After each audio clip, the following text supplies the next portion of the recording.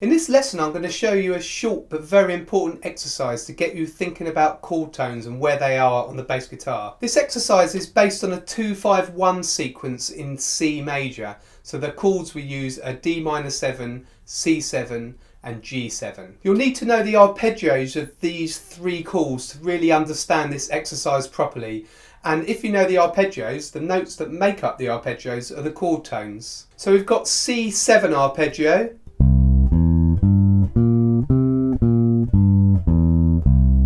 So that's C, E, G, B flat, C. And then we've got D minor arpeggio.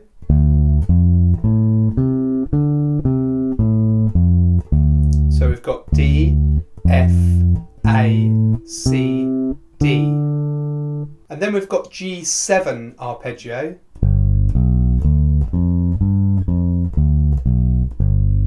Which is G, B, D, F and G. And remember, all those notes there are the chord tones of each chord. It's also important for this exercise that you can start the arpeggios starting on different inversions or different intervals. For example, a C7 we can start on E, so we use the open E and we just go up the arpeggio.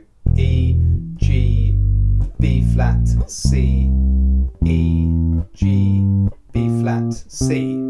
Okay, so that's called an inversion when we start on a note other than the root note. If you need more help with arpeggios and I'm going a bit quick for you, then you might want to look at my first video lesson on chord tones. That's video lesson number 73, and I'll put a card up here now. If you click on that, that will take you to that lesson. So have a good look at the arpeggios and then come back to this exercise. Both that lesson and this lesson come with a PDF of the exercises. You can get that below by clicking the link in the description, and there are tab versions as well if you need those. We'll go back to the exercise now. So behind the exercise, the harmony or the chords are half a bar of D minor 7, half a bar of C7 and a bar of G7, and that gives us our 2-5-1 in C major. We then repeat that sequence again. Now the exercise starts on a D minor 7, and we're going to start with the lowest chord tone of D minor 7 that we've got on the bass. So on a 4 string that would be an F. So we play an F, we look for the next chord tone of D minor, which is an A, the next one which is a C, and the next one which is a D. So we've got, and then we move on to C7 and we're looking for the next chord tone of C7, which is an E. And then we use the next three notes of C7. Then we move on to G7 and we come down using all the chord tones of G7. So the nearest one is a B natural. And then we step down.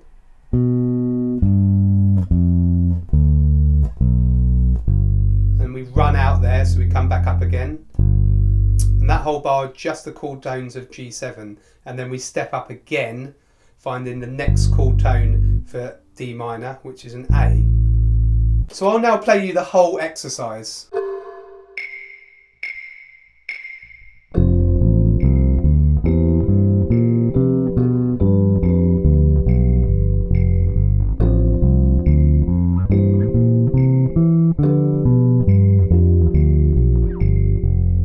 The whole purpose of this exercise is to get you away from thinking about looking at roots only. So when we look for the next chord, we don't head for the root, we head for the next chord tone that we can find. Then when you're playing bass lines, walking bass lines, if you're doing solos, creating fills, then you can take this idea over and that will give you some more interesting lines. Start this exercise really slowly at first. The aim isn't to play this exercise perfectly at speed. The aim is to help you yourself to find the chord tones. So don't get frustrated if it takes you, say, 20-30 seconds to find the chord tones. This process will speed up. So really the whole idea is that you're looking yourself for the next chord tone, and that will increase your understanding of harmony and where the chord tones are. I'll now leave the backing running a few times at the end of the video, and that will give you a chance to practice yourself. Well, I hope you enjoyed this video. Please leave any comments below, especially if you need any help, and I'm happy to help you. And also, can you like and share this video, which really helps me out. Make sure you download the free PDF, which is in the description below. Remember, there's a tab version as well. And you might want to head over to gregsbassshed.com. I've got a free members area there and lots more bass resources. This is Greg from Greg's Bass Shed. I'll see you in the next lesson.